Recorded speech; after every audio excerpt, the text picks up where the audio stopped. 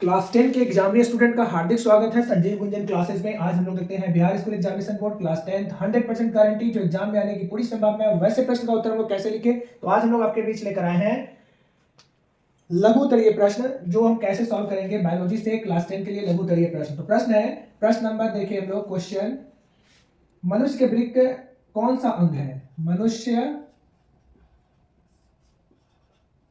के वृक्क कौन सा अंग है? इसके इकाई को क्या कहते हैं? इसके इकाई को क्या कहते हैं? उत्तर लिखेंगे इसका, मनुष्य में वृक्क उत्सर्जन अंग है। मनुष्य में वृक्क उत्सर्जन अंग है। इसके इकाई को नेफ्रॉन कहते हैं। प्रश्न पुनः एक बार देख लिया, लघु उत्तरीय प्रश्न क्लास 10th 2025 इंपॉर्टेंट क्वेश्चन आने की 100% गारंटी। मनुष्य के वृक्क कौन सा अंग है? इसके इकाई को क्या कहते हैं? तो मनुष्य में वृक्क जो हो गया उत्सर्जन का अंग है, उत्सर्जी अंग है इसको, और इसके इकाई को नेफ्रॉन कहते हैं। प्रश्न नंबर 2 देखें, क्वेश्चन नंबर 2, डीएनए का विस्तृत नाम लिखें। डीएनए का विस्तृत नाम लिखें। उत्तर लिखेंगे, डीएनए का विस्तृत नाम डीऑक्सी राइबोन्यूक्लिक एसिड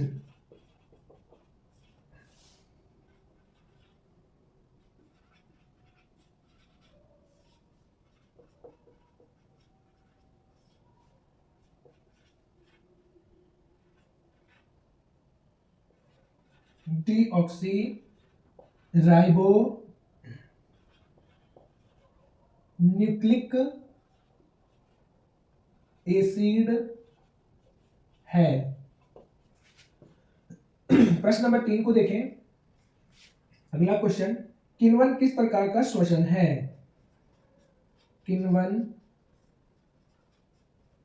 किस प्रकार का श्वसन है? उत्तर लिखेंगे, किण्वन इसको बोलते हैं फर्मेंटेशन।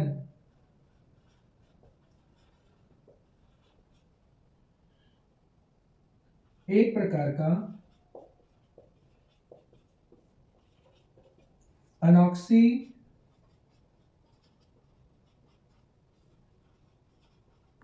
श्वसन है। अगला क्वेश्चन देखेंगे, हरित लवक के किस भाग में प्रकाश संश्लेषण की क्रिया होती है? हरित लवक के किस भाग में प्रकाश संश्लेषण की क्रिया होती है? उत्तर लिखेंगे, हरित लवक के ग्राना भाग से प्रकाश संश्लेषण की क्रिया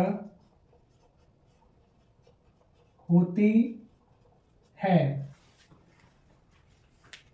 पुनः इन प्रश्नों के बारे में देखते हैं। ये सभी प्रश्न आपको क्लास 10 2025 के एग्जाम में आने की पूरी गारंटी है, 100% गारंटी है। ये सारे प्रश्न को आने की संभावना है। और यहाँ पे लोग देखते हैं जितने भी प्रश्न है ये सब लघु तरीय प्रश्न अभी लोग देख रहे हैं। लघु तरीय प्रश्न एवं उत्तर, कैसे लघु तरीय प्रश्न को सॉल्व करें इसके बारे में जानना है। तो प्रश्न यहाँ पे देखें, मनुष्य के वृक्क कौन सा अंग है, इसके इकाई को क्या कहते हैं। तो मनुष्य का जो वृक्क होता है ना उसको उत्सर्जी अंग बोलते हैं और इसे उत्सर्जन, इसके इकाई को कहते हैं नेफ्रॉन। तो यहाँ पर हम लिखेंगे सीधा सटीक कितना ही आंसर में, मनुष्य में वृक्क उत्सर्जन या उत्सर्जी अंग है, इसके इकाई को नेफ्रॉन कहते हैं। दूसरा क्वेश्चन देखिए हम लोग, डीएनए का विस्तृत नाम क्या है। डीएनए का विस्तृत नाम लिखें और सीधा इसको लिखेंगे, डीएनए का विस्तृत नाम हो गया deoxy ribo nucleic acid. Deoxy ribo nucleic acid. अगला प्रश्न देखते हैं, किण्वन किस प्रकार का श्वसन है। किण्वन को कैसा श्वसन माना गया है। तो इसका उत्तर लिखेंगे, किण्वन को फर्मेंटेशन बोलते हैं और यह एक प्रकार का अनॉक्सी श्वसन है। जो ऑक्सीजन की अनुपस्थिति में हो उसे अनॉक्सी श्वसन कहते हैं। तो किण्वन अनॉक्सी श्वसन है, याद करेंगे। अगला प्रश्न है, हरित लवक के किस भाग में प्रकाश संश्लेषण की क्रिया होती है। उत्तर लिखेंगे, हरित लवक के यानी क्लोरोप्लास्ट के कहाँ पाया जाता है। तो यह पत्तियों में पाया जाता है और यही हरित लवक प्रकाश संश्लेषण की क्रिया करता है। तो इसके हरित लवक के ग्राना भाग जो हो गया, इसमें प्रकाश संश्लेषण की क्रिया होती है। तो ये सारे आपके लघु प्रश्न हो गए। अगले प्रश्न की तरफ बढ़ते हैं।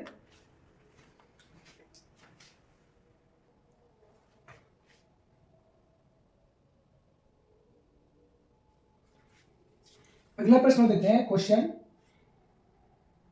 श्वसन का मध्यवर्ती पदार्थ क्या है। श्वसन का मध्यवर्ती पदार्थ क्या है। उत्तर लिखेंगे इसका, श्वसन का मध्यवर्ती पदार्थ पायरुविक एसिड होता है। लिखेंगे, श्वसन का मध्यवर्ती पदार्थ पायरुविक अम्ल होता है। अगले प्रश्न की तरफ बढ़ते हैं, The origin of species. The origin of species नामक पुस्तक किसने लिखी। नामक पुस्तक किसने लिखी है।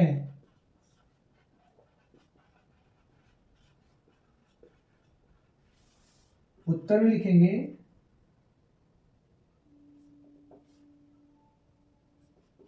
The origin of species नामक पुस्तक चार्ल्स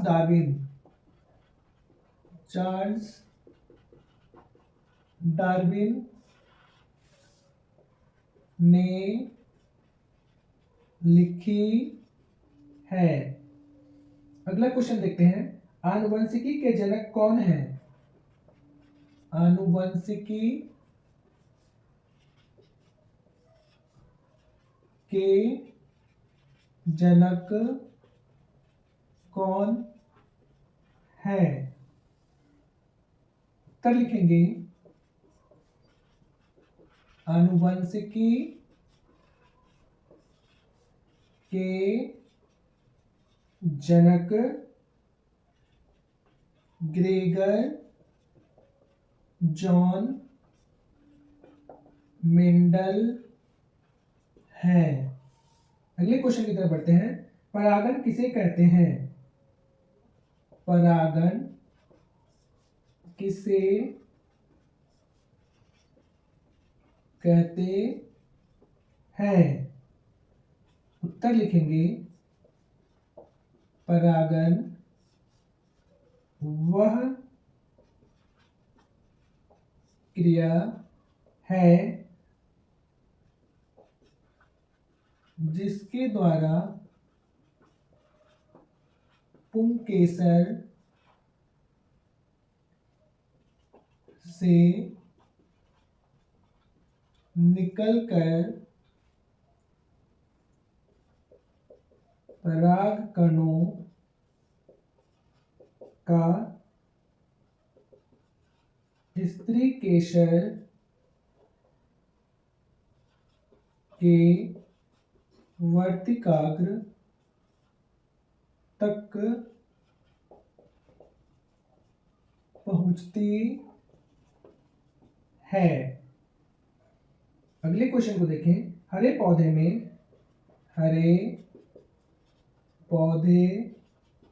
में किस घटक के अभाव में प्रकाश संश्लेषण संभव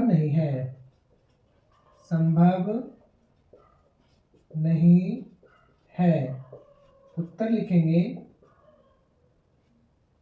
हरे पौधे में क्लोरोफिल के अभाव में प्रकाश संश्लेषण संभव नहीं है। आइए पुनः इसको एक बार हम देखते हैं और इसका डिस्क्रिप्शन एक बार जानते हैं, याद करने को एकदम आसानी से हम इसको याद कर ले।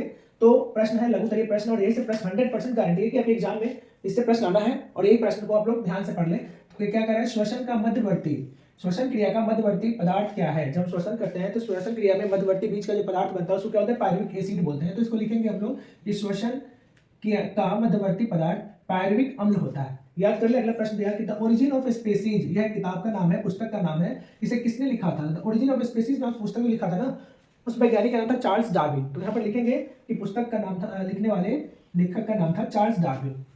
अगला प्रश्न है आनुवंशिकी के जनक किसे कहते हैं। आनुवंशिकी के जनक किसे कहते हैं, तो इसके जनक ग्रेगर जॉन मेंडल साहब को कहा जाता है। इन्होंने आनुवंशिकी के ऊपर अपना शोध किया था, अध्ययन किया था और मटर के पौधे के आधार पर इन्होंने विश्लेषण किया था और आनुवंशिकी के बारे में बताया था। तो याद रखेंगे ग्रेगर जॉन मेंडल साहब ने आनुवंशिकी का जनक इन्हें कहा जाता है। अगला प्रश्न देखिए, परागन किसे कहते हैं। परागन क्या है, तो इसका उत्तर कैसे लिखेंगे परागन वह क्रिया है जिसके द्वारा पुंकेसर